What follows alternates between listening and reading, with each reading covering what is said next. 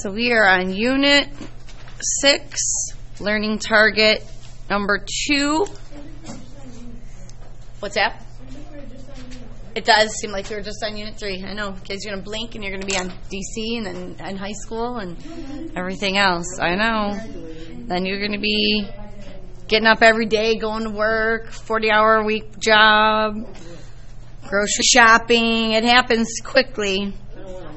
Yeah. Okay. So, we are talking about quotients today because we talked about products yesterday. All right? So, just stay with me on this because remember what I said yesterday about these two properties are like the most important ones. You really need to make sure you know these because you're going to need these for learning target 3 and 4 and 5. Okay, so this is kind of like the basis of everything. So remember yesterday how I showed you that x to the third times x to the fifth. I just wrote it out long ways. I did x, and then 5 x's, and then you saw 8, right? Okay, so to do this today, I'm going to take x to the fifth today instead of multiplying it and divide it by x to the third. Now, I know we've had some bell work like this, so you may or may not remember what we did here. And if you do, that's awesome because we're just going to build on it. So, you're not going to do these problems like this every single time and write them out like this. This is just a tip that I use to kind of help you see where the answer comes from. So, what's unique about division is that you can cancel things out in division, okay? And before I just keep going with that word cancel, I want to talk about this. So like in 6th grade, I know you learned this because my daughter learned this yesterday. This was her homework. She's learning multiplication equations for the first time, which is exciting because that's what I do. So I finally can be like, oh yeah, this is. So what they're taught to do is to cancel out the the coefficient, right? So they put a 4 there.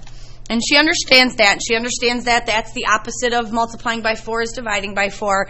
And then they draw a line there. And I always like to make sure that my kids understand that canceling it out kind of makes it seem like it's 0, right? Okay, like it's gone. But it's not really gone. And it doesn't turn into 0. 4 divided by 4 is really what? 1. And they really have 1x equal to 5. But then they were taught that if there's just 1x, you don't really need the 1, right? So that's why they just write x equals 5. So when I say cancels out, I don't want you thinking that it turns into 0. Because if that's what you're thinking, it's going to hurt you in today's lesson. So it really turns into a 1, right? It's not a 0. So that's kind of what that purpose is. So in division, we can cancel things out. We can turn them into 1s. So x divided by x cancels out, turns into 1. I can do that 2 more times, right? So I can cancel 3 of these x's in the numerator out, and I can only do 3 because there's only 3 down here, right? So that leaves me with 2 x's for x squared, and where are they? In the numerator. So I'm going to ask you 2 things today. How many, and where are they? So you're going to say 2 in the numerator. So that was a long way to get that answer of x to the second. You're not going to show that step. That is kind of like my teaching strategy to kind of get you to see it. Okay, now there is a shortcut. I want to see if you can pick it up. So if that's the case, if I had a to the 10th divided by a to the 7th, I'm not going to write this one all out. I'm not going to write 10 a's in the numerator, 7 a's in the denominator. All you have to picture, it's just going to be a to the third, because 7 of these can go up and cancel out 7 of these, and 10 minus 7 is 3. Okay, so do you think you kind of figured out what the shortcut is? So what are we doing with the exponents today? Subtracting them. Yesterday we added them. Today we're subtracting them.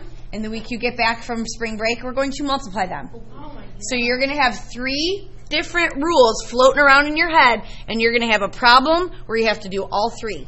Sometimes you'll multiply, sometimes you'll add, sometimes you'll subtract. So you have to really keep track of when you do which operation. Okay? So today with quotients, we are subtracting the exponents.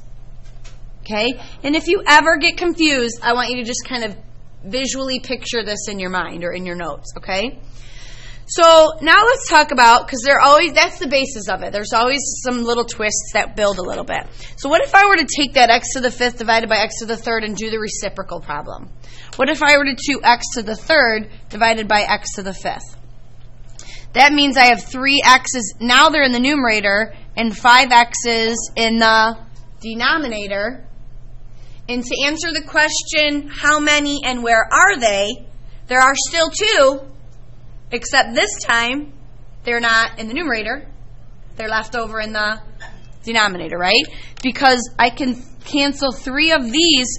And now here's the thing that we need to make sure you understand. When you have a fraction, and everything in the numerator cancels, and you're left with a 1. Like, let's talk about this real quick. If I had 2 over 1, and 1 was in the denominator, do I have to keep that 1? No. Otherwise, every single number you wrote, you'd have a 1 under it. If you write a phone number, 285, no, you know you don't need to have a 1 there, right? So it's okay to not put it when it's in the denominator. If it's in the numerator, do you have to keep it? Yeah, you can't just turn 1/2 into 2 by taking the 1 away. So because that happened, I need to keep a 1 there. And this answer is actually 1 over x squared. Whereas before, it was x squared. Okay? I'm all about shortcuts. I'm going to give you a shortcut in a minute, but I want you to make sure you kind of understand the why behind it. There are schools of thought, meaning there are teachers who kind of teach it like this. Regardless of wherever your exponents are, they always want you to bring the denominator exponent up to the numerator exponent and subtract it. And if your answer is good, keep it there. The problem comes in with this. If I were to bring that 5 up to the 3, I'd have 3 minus 5, which is what? X to the negative 2. But that's learning target 5, negative exponents. But you kind of know from bell work a little bit that you can't have negative exponents. So what did we do with negative exponents? Do you remember what I taught you? From 5 minutes in bell work, you move it, right? Yeah. So look what my answer is. It ended up being that way. I kind of feel like as long as you understand the fact that when that 5 goes up, it's negative. But here's my thing. Why move it up there just to turn around and move it back down? Okay? So, but do you understand why it is a negative, why it's x squared is on the bottom? Here's the shortcut for that. Wherever the bigger exponent is, it stays. Okay? So like up here, 5 was bigger. I want you to like picture weight. Like picture this 5 is so big and so heavy that it can't move. So the 3 has to come to it. Silly way to explain it, but it works, right? Say the 10 is so big and heavy it can't move, so the 7 has to come up to it. So here, this time the 5 is down here, so the 3 has to come to it. Do you see what I mean? Yeah. So if you always look at it as keep the large where it's at, bring the small to it, you'll be fine. Okay, so let's do this. So if I have r to the 11th divided by r to the 15th versus r to the 12th over r to the 7th. Okay? So, and I actually have people draw arrows. It helps them. Like if you're visual like that. So they always find the small one and they'll put a little arrow like that. Start with the small and draw where, you don't have to do that if you're good with understanding. So now this answer is going to be what?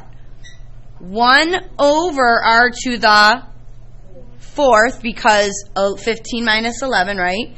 And this is going to be r to the 5th. Okay? Are we good? You see the difference here? Okay. So now let's kick it up a notch, right? So let's take a to the 4th, y to the 5th, divided by a to the 7th, y to the 2nd. Okay? So these all these problems are like little mini broken down problems. So treat it as pretend like the y's aren't there. Do the a problem first. Then pretend like the a's aren't there. Do the y problem. So this 4 will come down here, but that 2 will go up there. So the first thing I really want you to picture is this. And this is going to be very helpful. As you look at this answer key, sometimes your answers, we just learned, will be fractions, and sometimes they won't be fractions. Would it be helpful to figure out if they're going to be fractions before you do it?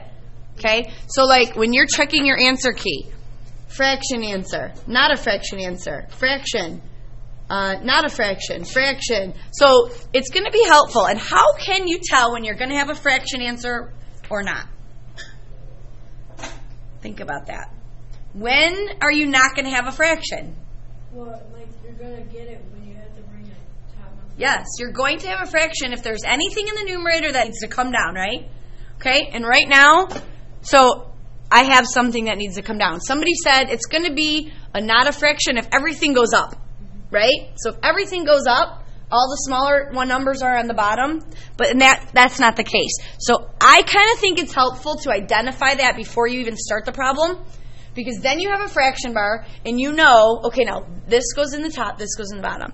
So I have 4 that are coming down and subtracting from the 7. So my question to you is, how many and where are they? There are 3 A's in the denominator, right? How many Y's and where are they? 3 Y's in the numerator. That's your answer. Okay? We still have to really add on to this, so let's make sure you're following me here. Okay? Let's talk about a special case here. If I have A to the 10th, B to the 7th, C to the 6th, divided by A to the 4th, B to the 7th, C to the 7th. Yeah. It looks crazy, but like it's 3 separate mini problems is all it is. So just do the A's, just do the B's, just do the C's. So 2 kind of special things are going to happen here. So I have a 4 going up here and a 6 going down here. This is our special case we're going to talk about. So am I going to have a fraction answer or not? Yes. Let's do the A's. I have this 4 going to come up and be subtracted from that 10. So I'm going to have 6 A's in the numerator. And now I look at the B's, and I said to you a couple minutes ago that wherever the smaller exponent is, take it to wherever the larger one is. Well, what if they're the same? So, on a whole separate side note, what's 8 divided by 8? What's 4 divided by 4? What's 42 divided by 42? What's b to the 7th divided by b to the 7th? Why would all these be 1 but that be b? It's 1. What's any number divided by itself? 1, right? So this is totally gone. You want to know a big mistake that kids will make? I'm telling you this so you don't do it. They look at this problem and they go, my answer or my problem contains an A, a B, and a C, so I guess my answer better have an A, a B, and a C in it. Why? That's a 1. So I'm going to figure this answer out, and then multiply it by 1, which changes nothing, right?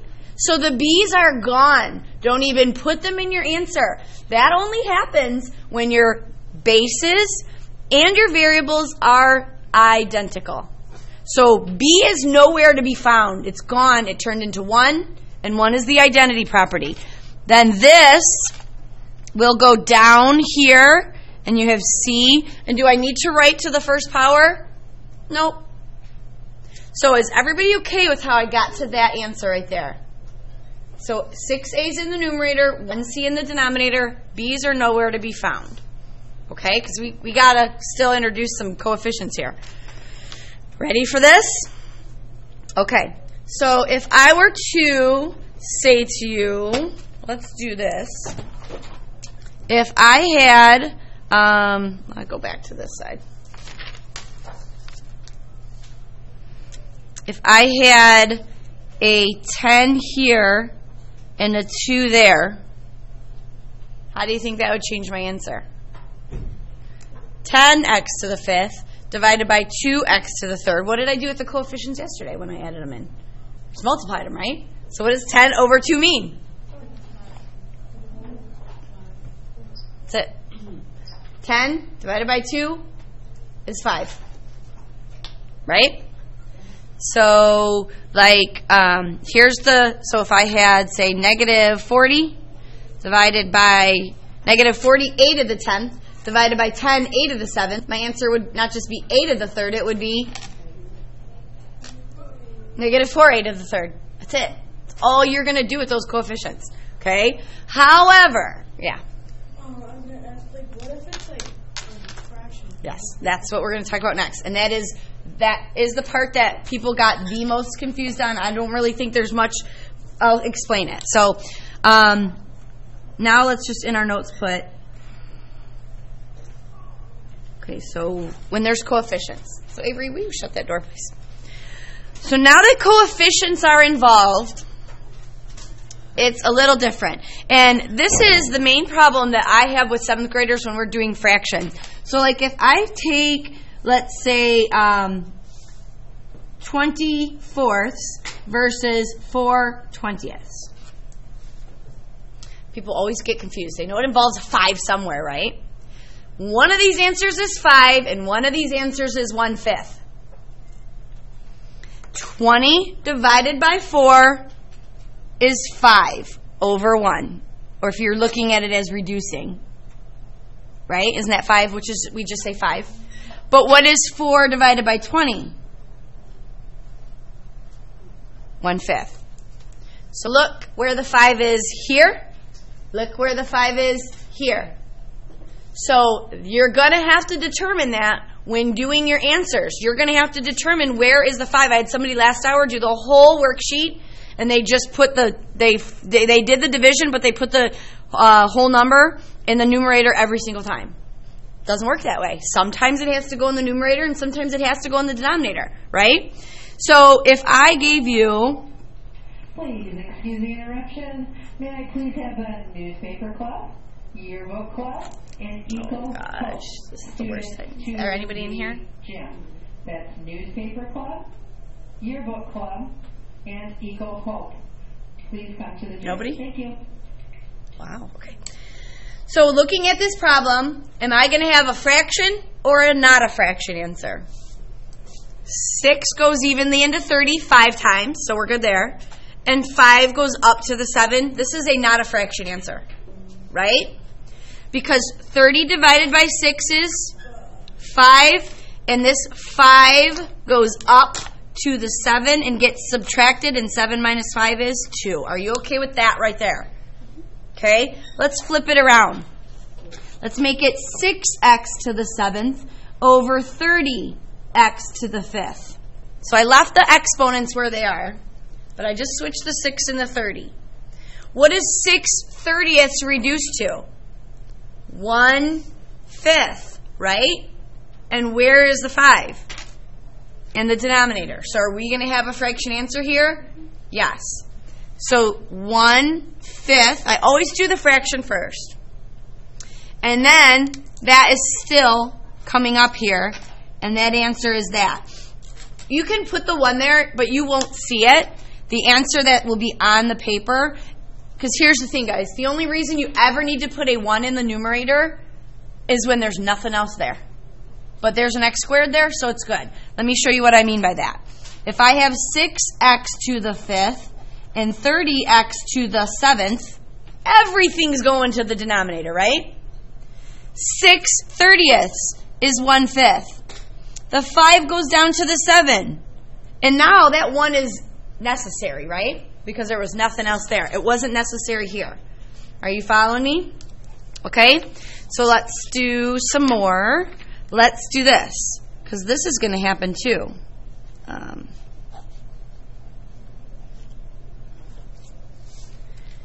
So you look at 4/6. First of all, you see that they're both negative, and you need to know that that's not simplified, because a negative divided by a negative should be a positive, and it doesn't really divide evenly either. So just reduce it. So what is 4/6 reduced to? 2/3, right? And then how many x's, and where are they going to go? 1 in the... So your answer is 2 over 3x. Okay? What about this? 7, sometimes they'll put a negative, but they'll just put it right in the front. Negative 7/8 a to the third, y to the third, y to the third, a to the third. No, it looks weird. I did it on purpose. Sometimes they may be out of order. What ends up happening with all your variables? Yeah. Y to the third cancels y to the third, and it's 1. A to the third cancels a to the third, and it's 1. So my answer is just negative 7/8. That's it. So everything could cancel. Okay? Okay, the only other thing that could happen is this. Like, let's say if I have 4a squared y divided by 12y, meaning there's an a up here but nothing down here, so common sense just kind of tells you what? If there's no other a's anywhere, it just stays put. Doesn't get added, doesn't get subtracted, it just kind of is there. So 4/12 reduces to what? 1/3. The y's totally cancel, and I have an a to the second. And you don't need that 1 because the a to the second is there. Is that okay? Do you understand that? Let's just see. Did I do one of these yet? Yeah, let's do this one. Okay. Negative 45. X to the 30th. Y to the 5th. Z to the 8th. Over negative 9. X to the 10th. Y to the 7th.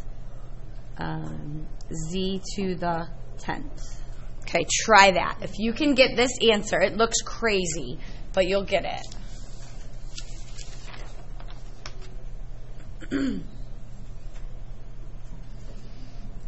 Literally just like treat them as 4 little separate problems.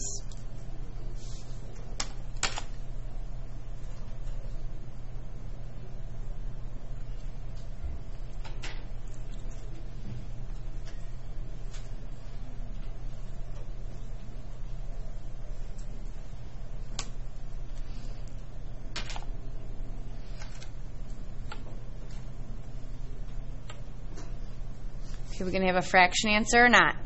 Is everything moving from the denominator to the numerator? Nope. So I'm going to put a fraction bar. 45 divided by 9 is 5 over 1, which is just 5. So where does the 5 go? In the numerator. If you want to use your arrows, the 10 will go up, the 5 will go down, the 8 will go down. Okay?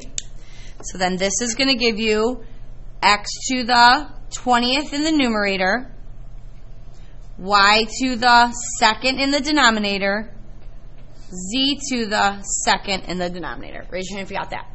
See, you guys are so smart. Okay, so then let's just do one more, and then I'm going to give you your sheet.